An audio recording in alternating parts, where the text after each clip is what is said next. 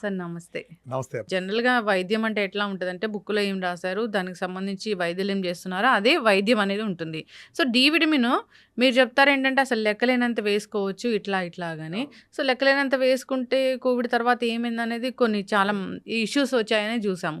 సరే D vitamin deficiency వచ్చిన patient మీ దగ్గరికొచ్చారండి. ఎట్లా ట్రీట్మెంట్ ఉంటుంది మీ దగ్గర? ఈ విటమిన్ డెఫిసిట్ కాదు. మాత్రలు హ్మ్. వెంటనే పెరిగిపోతుంది. ఇప్పుడు హ్మ్. నువ్వన్నావే డెఫిషియన్సీ వచ్చినాయని చెప్పారన్నావే, ఆ హ్మ్. చెప్పిన దాని మూలం రాలా. జమ్మూ కాశ్మీర్‌లో కూడా దాదాపు 10,000 మంది పైన ఒక హ్మ్. స్టడీ చేశారు. హ్మ్. చేస్తే అందులో ఇద్దరికే అంటే వీళ్ళు చెప్పేదేంటంటే హైపర్ కాల్షియమే వస్తుందని చెప్తారు. హ్మ్. డి విటమిన్ ఎక్కువైతే కాల్షియం తగ్గిపోద్ది గానీ, హ్మ్. నా దగ్గర ఓ 10,000 రిపోర్ట్లున్నాయి.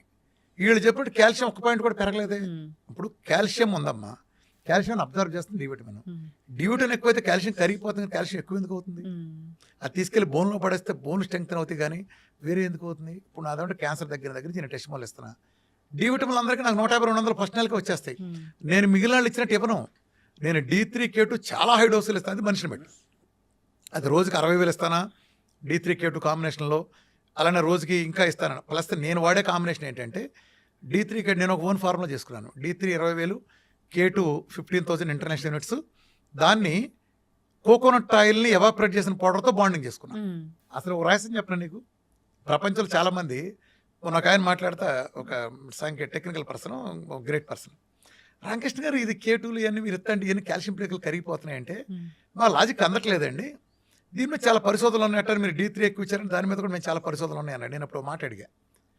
ఇది పాయింట్ చాలా ఇంపార్టెంట్ పాయింట్. పబ్లిక్ అందరికీ నీకు చెప్తున్నా ఫస్ట్ టైం.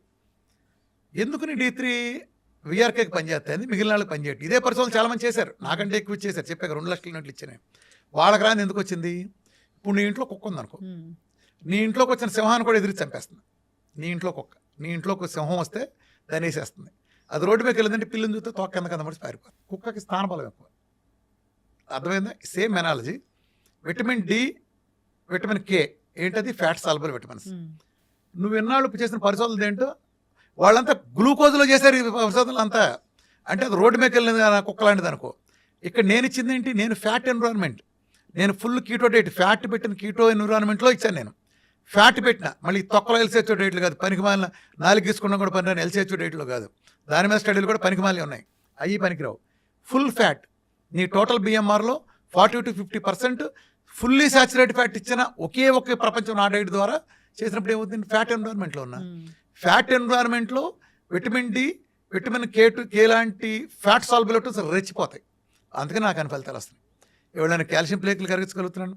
హార్ట్ రేట్ వస్తే మీకు 48 ఉండేది 68కి వెళ్ళినా, స్లీప్ యాప్నియాలు పోయినా ఇన్ని మెరకల్స్ జరుగుతున్నాయి అంటే ఎందుకు జరుగుతున్నాయి? నేను డి విటమిన్ షుగర్లు HbA1c 15, 16 ఉంటాయి, నెలలోనే 4-5కి వచ్చేస్తున్నాయి. నేనే ఒకప్పుడు 3 నెలలు ఆ రిజల్ట్ చూస్తే నాకే మతిపోతుంది.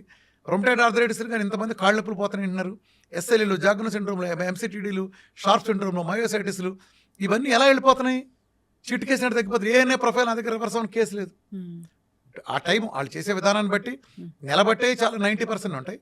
10% సంవత్సరం కూడా పట్టచ్చు. డిపెండ్స్ వాళ్ళు చేసే విధానాన్ని బట్టి. ఇప్పుడు డి విటమిన్ బాగుంటే విటమిన్ అది ఇమ్యూనిటీ బాగుంటుంది, జబ్బులు రాకుండా ఉంటాయి. అసలు ఇది చూసాం కదా ప్రాక్టికల్గా. వీళ్ళు ఎంతమంది చంపేస్తారు, యూరోప్కి ఎట్లా వచ్చిందో. హ్మ్. డి విటమిన్ ఉంటే ఏ రోగాలు రావమ్మా? ఫ్యాటీ లెవెల్ దగ్గర నుంచి గ్రేడ్ 3 ఉండే దెబ్బ 0 అవుతాయి. కిడ్నీ సైజులు పెరుగుతాయి. కిడ్నీ సైజు మిల్లీమీటర్ పెరగదంటారు. నా దగ్గర 2 సెంటీమీటర్ 3 సెంటీమీటర్ అందరికీ పెరుగుతాయి. వేసిన ప్రతి అడిగి ఎవరినైనా పంపించారు. 4-5 ఉండే కిడ్నీలను పంపించి ఎందుకు పెరుగుతున్నాయి? అసలు నేను ఇప్పుడు ఇన్సులిన్ టైప్ 1లో ప్యాంక్రాస్ డెడ్ కదా. సురియాసిస్లోనే నాకు నెలలో దగ్గర మెరకల్స్ చూస్తున్నావు కదా. 20 ఏళ్ళు 30 ఏళ్ళ నుంచి లేదా 40-50 ఏళ్ళ నుంచి ఉన్న క్రానిక్ ఒళ్ళంతా కుళ్ళిపోయి భార్య కూడా విడాకులు ఇద్దాం అనుకున్న వాళ్ళందరినీ కొత్త చర్మం వచ్చేట్టు చేయగలుగుతున్నాను కదా. గ్యాంగ్రీన్లో కాళ్ళు తీయాలన్న వాళ్ళు గుంటలు పడిపోయినాయి, నల్లగా బొగ్గుల మాండి తగ్గుతున్నాయి కదా. ఎలా జరుగుతుంది? స్టెమ్ సెల్ థెరపీ జరుగుతుంది. క్యాన్సర్ నేను ఒక అతను చూసావు, పెనిస్ క్యాన్సర్. అతనికి వస్తే పెనిస్ తీసేద్దాం అన్నారు. కీమో రేడియేషన్ కొడతాం, లైఫ్ కూడా లేదని చెప్పారు. పారాసెటమాల్ బిళ్ళ వాళ్ళ 6 నెలల పెట్ స్కాన్ 0 అయిపోయింది. ఎక్కడికి వెళ్ళింది సర్జరీ? ఎక్కడికి వెళ్ళి కీమో రేడియేషన్లు? మరి నాకెట్టా వచ్చింది రిపోర్టు? ఇప్పుడు మీ దానికి వచ్చేది సిమ్టమ్. ట్యూమర్ని తగ్గించడం, క్యాన్సర్ని తగ్గించడం కాదు, కట్ చేస్తే రాదు. నేను ఏమి పెట్టకుండా చేశానంటే నాది ఖచ్చితంగా ఏంటి, నా దాని సైన్స్ ఎక్స్ప్లెయిన్ చేయండి. ఇప్పుడు ఎవరో ఒక ఎల్సీఎఫ్ వచ్చిన ప్రచారం చేసే ఒక డాక్టరు అజ్ఞానంగా వేరే డాక్టర్లు అడిగితే అజ్ఞానంగా రామకృష్ణ టైప్ 1లో C-పెప్టైడ్లు అంటాడు, గ్యాడ్ తగ్గించాలన్నాడు. 5 నిమిషాలు పెట్టే టెస్ట్ మనీలు. 10 లోపు ఉండాలి గ్యాడ్ 65. ఒక కుర్రాడికి 2000+ ఉంది. 10 లోపు ఉండాల్సింది 2000+. అంటే టైప్ 1 అని క్లియర్ ఇండికేషన్. ఒకటికి వచ్చింది 1.07కి. ఇంకేం కావాలి? ఏం కావాలి అంటే టైప్ 1 అందరికీ తగ్గుతుంది నేను చెప్పను. అందరూ 2 రకాలు ఉంటాయి. 70% మంది రెగ్యులర్ టైప్ 1 ఉంటారు, వీళ్ళకి చక్కగా తగ్గిపోతుంది. ఒక 30% మంది డీకే అని ఉంటుంది, వీళ్ళకి 3 నెలలు పట్టేవాళ్ళు ఉంటారు, 6 నెలలు పట్టేవాళ్ళు ఉంటారు, సంవత్సరం పట్టేవాళ్ళు ఉంటారు, 2 ఏళ్ళు 3 ఏళ్ళు పట్టేవాళ్ళు కూడా ఉంటారు. ఈలోపు మ్యాక్సిమం వాళ్ళకి ఇన్సులిన్ చేయాల్సిన అవసరం పెద్దగా రాదు. వాళ్ళకి అది వేరే. వాళ్ళు ఏం చేస్తారంటే వాళ్ళలో కూడా కొంతమంది అతి తెలివితేటలు చూపించి వాళ్ళు ముందుగానే చెప్తాం, మీకు డీకే అనేది నాకు తెలియదు మీకు తెలియదు, ఇది అందరం ఇది ఒక ప్రయోగం, ఇది కాకపోతే నువ్వు బయటికి ఇన్సులిన్ చేసుకుంటే మార్గం ఏంటి? ఒక చిన్నపిల్లడు వచ్చాడు మీ దగ్గరికి, చచ్చిపోయేవరకు ఇన్సులిన్ చేయమని నువ్వు చెబుతున్నావు, తొక్కల సొల్యూషన్ ఇదా సొల్యూషన్ అంటే? ఒక క్రియాటిన్ 17-18 నీ దగ్గరికి వచ్చాడు, డయాలసిస్ పంపంటున్నావు, ఇదా నువ్వు ఇచ్చే సొల్యూషను? ఆ డయాలసిస్కి వెళ్తే బయటకు వస్తాడు ఎవడన్నా? డయాలసిస్ అంటే పాడెక్కడమే కదా, ఆడ జీవోత్సవం చేయటమే కదా, ఎందుకంత ఆత్రం చూపిస్తున్నావు? అదే సొల్యూషన్ నువ్వు ఎందుకు చెప్తున్నావు? రోజు వెళ్ళి మన ఒంట్లో రక్తం అంతా మిషన్లోకి తోడి చేతులు ఇంత నరాలు ఇంత వాస్తాయి, నరకం చూస్తారు, చెయ్యి ఇలా పెట్టి కూర్చోవాలి. వాళ్ళ ఫ్యామిలీ మెంబర్ల దగ్గర నుంచి లక్షల ఖర్చు నెల తిరిగేటప్పటికి, ఇలా చచ్చిపోయే వరకు. కొన్ని పరిష్కారం ఉందా? ఏంటి చచ్చే వరకు మందులేంటి? థైరాయిడ్ వస్తే చచ్చే వరకు. నిన్న 4 కేసులు 30 ఏళ్ల పై నుంచి థైరాయిడ్ అమ్మ, ఒక్క నెల రైటు థైరాయిడ్ ఎగిరిపోయింది, 4 నెలలు అయింది బ్రహ్మాండంగా 2.7, ఏ మందు లేదు. మరి థైరోనాము 100 mcg 30 సంవత్సరాలు వేసుకున్నాడు, ఎందుకు తగ్గింది? అటు ఎన్ని మిలియన్ల మంది కావాలి? అసలు తగ్గనాడు ఎవడన్నాడు? ఎవడంటే తగ్గంది లైఫ్ స్టైల్. ఇప్పుడు సింపుల్ అమ్మ, సైన్స్ ఉంటుంది, నీది నువ్వు నాది నేను కాదు. నేను వచ్చింది సోషల్ రిఫార్మింగ్. ఇప్పుడు నేను సెంటర్ పెట్టి అందరినీ నేను వండి పెడతాను రండి నా దగ్గర కూర్చొని నీవు తగ్గిస్తానని నేను పంపట్లా. నేను ఒక నాలెడ్జ్ నేర్పుతాను. ధనలక్ష్మికి షుగర్ వస్తే ధనలక్ష్మి వాళ్ళ మాంగారికి ఎవరికైనా ఇంకో ప్రాబ్లం ఉంటే ధనలక్ష్మి నేర్చుకుని నువ్వు ఇంటి దగ్గర వండి పెట్టి వాళ్ళు తగ్గిస్తావు. ఇలా జరగటం వల్ల మొదట నువ్వు ఇబ్బంది పెడితే పెడతావు. రేపు పొద్దున నీ ఫ్యామిలీలో ఎవరికి వచ్చినా ధనలక్ష్మి అండ్ బీఆర్కే ధనలక్ష్మి ఒక 100 మంది ఎండోక్రైనిస్ట్ చేయలేని పని ధనలక్ష్మి చేస్తుంది, 100 మంది ఆంకాలజిస్టులు చేయలేని పని ధనలక్ష్మి చేస్తుంది, 100 మంది బేరాటిక్ సర్జరీలు చేయలేని పని 150 కిలోలు వాళ్ళ ఫ్యామిలీ మెంబర్ తను తగ్గించుకుంటుంది. నీకు నేర్పుతున్నా నేను నాలెడ్జ్. నేను ఒక సోషల్ రిఫార్మర్ని. ఇప్పుడు ఏళ్లలో ఎవరు వచ్చి ప్రజల్లోకి వెళ్ళి ఎవరమ్మా సైన్స్ ఎడ్యుకేషన్ చెప్పి చిట్కాలు చెప్తాను తప్ప, చిట్కాలు చెప్తాం గొప్ప. అందుకని డి విటమిన్ ఏంటంటే ఈ ఫ్యాట్ ఎన్విరాన్మెంట్లో నాది అద్భుతంగా పనిచేస్తుంది, మిగిలిన వాళ్ళు పనిచేయదు. స్టడీలు 2 వాళ్ళ K2 మీద అవగాహన లేదు. నా దగ్గర D3 K2 ఫ్యాట్ మెటబాలిజం ఉండబట్టి కాల్షియం ప్లేకులు కూడా కురుకు తినేస్తాయింది. సిటీ కాల్షియం ప్లేక్ మీ ద్వారా ప్రజలు చెబుతున్నాను, సిటీ కాల్షియం స్కోరు 1 పాయింట్ తగ్గడం ప్రపంచ చరిత్ర లేదు. నాదంటే సిటీ కాల్షియం స్కోర్లు చాలా బాగా తగ్గుతున్నాయి, 0 అవుతున్నాయి, 5,000 2 నెలల్లోనే తగ్గుతున్నాయి. EFలు పెరిగి మన హార్ట్ రేట్లు పెరిగి ట్రైగ్లిసరైడ్స్ 4,000 5,000 ఉండే తగ్గి నార్మల్కి వచ్చేసి ఇన్ని తగ్గుతున్నాయి అంటే ఇంత షుగర్ పోయి బీపీ పోయి గుండెకి రిస్క్ లే కదా, మందులు వేసుక పరిస్థితులు పోయి ఉపకాయం 150 కిలోలైనా తగ్గలిగే కెపాసిటీ ఛాన్స్ కలిగింది ఎవరు? మీరు, నేను కాదు. వీఆర్ కెడెట్ నాది కాదు. నా దగ్గర ఏ సీక్రెట్ లేదు, కొత్తది నేను చెప్పను. ఒక తేడా ఏంటంటే రామకృష్ణ వెళ్తున్నాను నేను కూర్చొని చేసేది ఏంటంటే మామూలు ఒబేసిటీ బీపీ లాంటి ఉన్నా ఎవడైనా చేయొచ్చు. ఏంటి నా దగ్గర ఎందుకు రావటం? మీరు ఆ గ్రూపులో చేయాలంటే నా వీడియోలు ఉన్నాయి, చేయండి. క్యాన్సర్లో డయాలసిస్కి వెళ్ళేవాళ్ళు, టైప్ 1లో ఆటోమేలకు కూడా నేను దీనికి మళ్ళీ ఒక ఆమ్లెట్ వేసుకుంటే చాలా మంది సన్నాసి ఇది కూడా తెలియ పిచ్చివాడు అవుతూ ఉంటారు. ఆ మోడల్ వేరు, ఇది వేరు. నువ్వు ఒక చిన్న ఎక్కడ రావటానికి మీ ఇంట్లో కుటుంబంలో పెళ్ళికి వెళ్ళటానికి నువ్వు సినిమాకి వెళ్ళటానికి ఒకే రకంగా డ్రెస్ వేసుకెళ్తావా? ఒకే ప్రోటోకాల్ వెళ్తావా? వెళ్ళవు కదా. ఫ్యామిలీ మెంబర్ దగ్గర పొట్టు చీరలు అన్ని నగలన్నీ పెట్టుకెళ్తావు కదా. షాపింగ్ వెళ్తే అట్ట వెళ్ళవుగా. 2 చోట్ల ఒకే రకంగా మెయింటైన్ చేయనంటే జాబుల్లో కూడా తేడాలు ఉంటాయి. ఆఫ్టర్లో ఒక ఒళ్ళు తగ్గుదామని వచ్చినాడికి ఆడు ఒక పూట ఆమ్లెట్ తిని ఒక కోడిగుడు తింటే ఆడి తగ్గిపోతుంది. ఎట్టని క్యాన్సర్ వచ్చినాడికి విపరీతంగా తినాలి 10 సార్లు, చాలా బలమైన ఫుడ్ తిని మజిల్ పెరగాలి, విపరీతంగా తినాలి. రోజు కిలో చేపలన్నీ ఇస్తా, సప్లిమెంటేషన్ కూడా దానికి తగినట్టు ఉంటుంది. ప్రతి ఆరోగ్యాన్ని బలోపేతం చేసే న్యాచురల్ సప్లిమెంటేషన్ ఉండాలి కంపల్సరీ. అయితే సార్ డి విటమిన్లలో ఇప్పుడు క్యాప్సూల్స్ లాగా వస్తాయి, అవి మంచిగా? లేదంటే ఇట్లా లిక్విడ్ లాగా వస్తుంది, అది మంచి? లిక్విడ్ మంచిది కాదమ్మా. డి విటమిన్లో లిక్విడ్ మంచిది కాదు, క్యాప్సూల్ పర్లేదు. అని బేసికల్గా ఎండ కూడా ఉండాల్సిందేనమ్మా. బేసికల్గా ఎండ, ఫ్యాట్, శరీరం నుంచి కొలెస్ట్రాల్ మించిన డి విటమిన్ లేదు, అది న్యాచురల్గా అవుతుంది. డి విటమిన్ కూడా రకరకాలుగా ఉంటుందమ్మా. తెల్ల తోలాడికి 10 నిమిషాలు కూర్చుంటే వచ్చేది, బ్రౌన్గా ఉండే మనకి అరగంట పడుతుంది. అదే నల్లగుండే ఆఫ్రికా వాడికి సేమ్ 2 గంటలు పడుతుంది. ప్రకృతి ఎందుకు పెట్టిందంటే ఆడికి ఎప్పుడు మబ్బులు ఉంటాయి, ఎప్పుడు చూసినా ఎండ రాదు.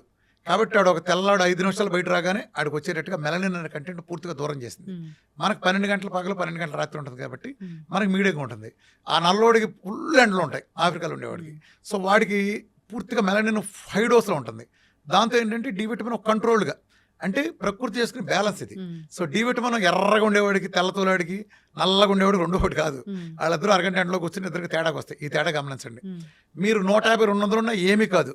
నార్మల్గా ఇప్పుడు సూర్యరశ్మి నుంచి మనకి డి విటమిన్ రావాలంటే ఏ టైంలో మనము ఎండకి ఎక్స్పోజ్ అవ్వాలి? ఈ టైంలోనేమో 8 to 9 మంచిది.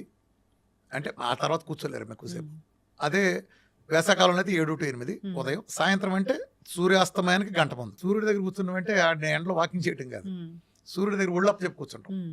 సో డి విటమిన్ సంబంధించి సప్లిమెంటేషన్ ప్రోగ్రామ్ ఫుల్గా ఉండాలి. నేను డైట్లో అయితే ఫుల్గా ఇస్తాను, అది కేటుది. దాని తర్వాత కూడా ఎప్పుడు కూడా మీరు 20,000 తక్కువ కాకుండా ఎవ్రీడే వేసుకోండి. శాన్ ఫ్రాన్సిస్కోలో మన శాండియాగో యూనివర్సిటీ వాళ్ళు డి విటమిన్ టాక్సిసిటీ మీద 45 ఏళ్ళ నుంచి పరిశోధన చేస్తారు.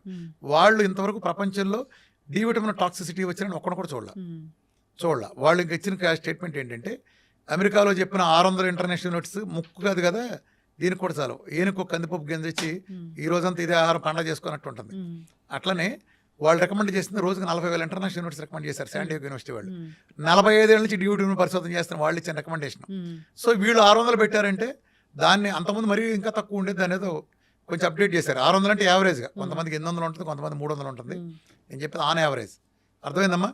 డి విటమిన్ బాగా చూసుకుంటే ప్రపంచంలో ఏ రోగం రాదు. క్యాన్సర్ దగ్గర నుంచి, డయాలసిస్కి వెళ్ళిన బయట రావడం దగ్గర నుంచి, క్రియాటిన్ 17% తగ్గటం, కిడ్నీల సైజు పెరగటం, టైప్ 1 తగ్గటం, డి విటమిన్ నేను చాలా హై డోస్లో ఇవ్వబట్టి, అది ఫ్యాట్ ఎన్విరాన్మెంట్లో ఇవ్వబట్టి, విఆర్కే డైట్లో ఇవ్వబట్టి తగ్గుతున్నాయి. మళ్ళీ మీరు తీసుకెళ్ళి మామూలుగా పడితే రాదా ప్రయోజనం?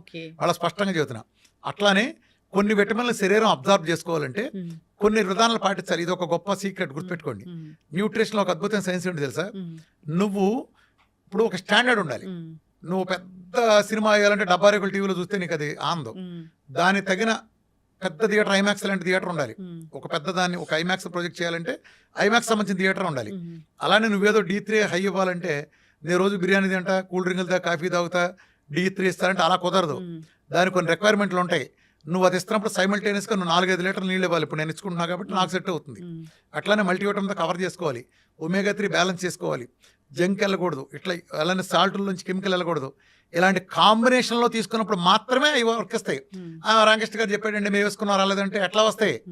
మిగతా సపోర్టివ్ కాంబినేషన్ అంతా ఉన్నప్పుడు మాత్రమే ఆ డి విటమిన్ ఆ రేంజ్లో వస్తుంది. కాబట్టి ఎవడైనా డి విటమిన్ తక్కువ ఉంటే చేయాల్సిన పని, ఫస్ట్ మీరు విఆర్కే డైట్ ప్లాన్ చేసుకోండి. ఏమీ లేకపోతే కనీసం కొబ్బరిని ఒక 20 గ్రాముల నుంచి 30 గ్రాములు 3 పూట్ల 10 గ్రాముల చొప్పున తీసుకుంటా, ఒమేగా 3 పుష్కలంగా వచ్చేట్టు చూసుకుంటా. అంటే అవసరమైతే 2 క్యాప్సూల్ వేసుకుని D3 సప్లిమెంటేషన్ వేసుకుంటే ఎండలో కూడా ఉన్నప్పుడు నీళ్లు 4 నుంచి 5 లీటర్లు తాగాలి. నిద్ర 6 నుంచి 7 గంటలు పోతే నెయ్యి బాగా వేసుకున్న వాడికి ఏ జబ్బు రావు. మరి ఇప్పుడు డి విటమిన్ మాకు జనరల్గా ప్రిస్క్రైబ్ చేసినప్పుడు మేము వేసుకుంటున్నప్పుడు చేసే తప్పులు ఏంటి అసలు? వీళ్ళు ఇచ్చే డోస్ అమ్మా. వీళ్ళు ఒక 6,000 ఇచ్చి వారం పండగ చేసుకుంటారు. ముక్కులో కూడా చాలదు. 6,000 ఒక పూటకు చాలదు. ఇది రోగాలు ఉన్నాడికి. అన్నీ నువ్వు సెట్ అయ్యి 90-100 పెట్టుకున్నాక పోనీ నీ లెక్క ప్రకారం చూసుకుందాం అమ్మా. ఫర్ ఎగ్జాంపుల్ ఈ చెప్పే సోకాల్ డాక్టర్ లెక్కలో చూస్తే మ్యాక్స్ 20-30 ఉంటాయి ఎవరికైనా. ఏది బాగా ఉందనుకుంటాడు 30 పాస్ మార్క్ లాగా సంతోషపడతాడు. ఇప్పుడు నువ్వు ఉన్నావు అమ్మా, ఎగ్జామ్ రాసావు, 35 వస్తే సంతోషపడతావు. 100 రాకూడదు నీకు? 99 నీకు అభ్యంతరమా? డి విటమిన్ కూడా 100 ఉండొచ్చుగా. నీ వల్ల విత్ ఇన్ టాక్సిసిటీలో ఉంటే తప్పేంటి నీకు? ఒకవేళ ఆడు నువ్వు అది నమ్మితే సంగతి చెబుతాను. మరి 100 ఎందుకు రానిట్లే? మీరు ఎవడకుందండి 100? ఎలాంటి ఆహారాలు తీసుకోవాలి అసలు డి విటమిన్ కోసం? ఫ్యాట్ నువ్వు ఆహారంలో ఫ్యాట్, ముఖ్యంగా సాచురేటెడ్ ఫ్యాట్, కోకోనట్ ఆయిల్, ఒంట్లో చేసుకున్న గీ లాంటివి, కానీ ఒరిజినల్ పామ్ ఆయిల్ అది దొరకదులే మనకి. ఇలాంటివి తీసుకుంటే అది మనకి ఫుడ్ డైటరీ కొలెస్ట్రాల్ కింద సూర్యుడితో యూవీ రేస్తో కలిపి మనకి డి విటమిన్ తయారవుతుంది. సార్, డి విటమిన్ గురించి ఇంకా నాకు చాలా డౌట్సే ఉన్నాయి. అసలు ఏం జబ్బులు తగ్గిస్తుంది, ఎట్లా దీన్ని ఇంకా తీసుకోవాలి అనే దాని గురించి సిరీస్ కంటిన్యూ చేద్దాము. ఎందుకు నాకు సఫిషియెంట్గా చేసినట్లు అనిపించట్లేదు. సిరీస్ అనేది కంటిన్యూ చేద్దాము. సో డి విటమిన్ అనేది ఒక విటమిన్ కాదు, ఇంకా మీరు దానికి ఏదో పేరు పెట్టారు, హార్మోన్ అని. సో అట్లాగే దాన్ని నార్మల్గా అబ్జార్ప్షన్ అయ్యేలాగా తీసుకోవాలని కోరుకుందామండి. సో సూర్యరశ్మికి ఎక్స్పోజ్ అవ్వాలి. జనరల్గా మీరు అన్నట్లుగా రకరకాల ఆహార పదార్థాలు తీసుకోవాలి. మష్రూమ్స్లో కూడా డి విటమిన్ ఉంటుందని చెప్తూ ఉంటారు. తక్కువ ఫుడ్ ద్వారా డి విటమిన్ తక్కువ. ఓన్లీ ఫ్యాట్ లో ఉండే కొన్నిట్లో వస్తుంది తప్ప ఫ్యాట్ కి సూర్యరశ్మి కలిస్తే వస్తుంది తీసుకున్న ఫ్యాట్ కి. అంతేగాని మష్రూమ్ తింటే డి విటమిన్ కాదు. అవి ఉండే ఉన్న అబ్జర్ప్షన్ జరగసరికి. ఓన్లీ డి విటమిన్ కి ఎండ, natural supplements. So D vitamin మనకు కరెక్ట్‌గా ఉంటే, సఫిషియెంట్‌గా ఉంటే జబ్బులనేవి రాకుండా ఉంటాయి. అసలు మీరు కరోనాలో బతికిందంటే ఎండలో తిరిగి వెళ్ళంత అందుకే అవును. బతికింది. అవును. అంతే. యెస్. లంగ్ ఇన్ఫెక్షన్‌లు రావు. హ్మ్. ఊపిరితిత్తుల సమస్య ఉంటుంది. ఎండలో కూర్చో పొద్దున్నే హ్మ్. యాడికి ఎరగ తీసేస్తుంది అంతే. యెస్. ఏసీలో ఉండకూడదు ఆళ్ళు. ఎండ దేవుడు. దేవుడంటే ఎండ, నీళ్లు, నిద్ర ఇయే దేవుళ్ళంటే. హ్మ్. అదే. చాలా చక్కటి information. Thank you so much. Right అమ్మా.